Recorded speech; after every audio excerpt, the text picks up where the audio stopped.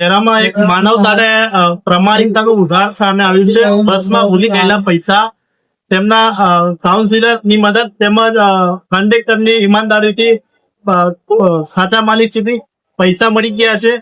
આપણી સાથે એ માણસ છે. આપણે વાત કરી. શહેરાથી બેઠાસણ જતા મારા પૈસા પડી ગયા હતા, તો તઈથી મેં સંભાળ્યા હતા. એક આખું ઓછું થયું બંડલ, એટલે તઈથી જ્યાં આપવાના હતા મારે છોકરીને તઈ જેવો તો ઓછા થયા.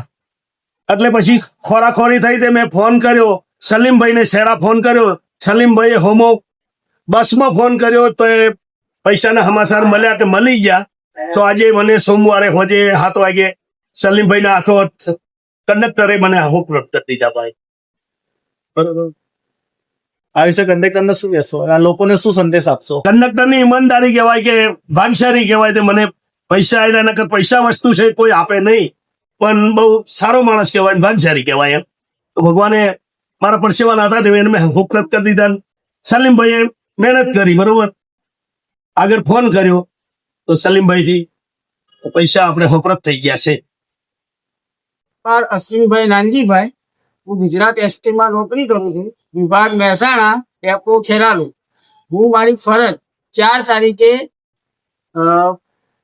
બારિયાથી પાલનપુર રિટર્ન થતો હતો, ત્યારે આ દાદા શહેરાથી બેઠા મીઠાસણ ઉતર્યા, પણ તેમના 50,000 રૂપિયા સીટમાં પડી ગયેલા હતા, જે મને મળેલ હતા.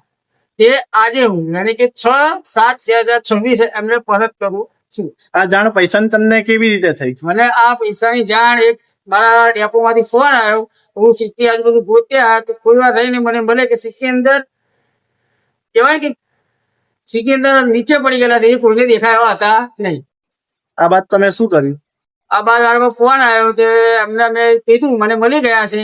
મને એમને એમ કીધું તમે રિટર્ન આવો ત્યારે મને પરત કરજો. તો હું આજે રિટર્ન આવ્યો તો એમને આજે પરત કરું. આભાર.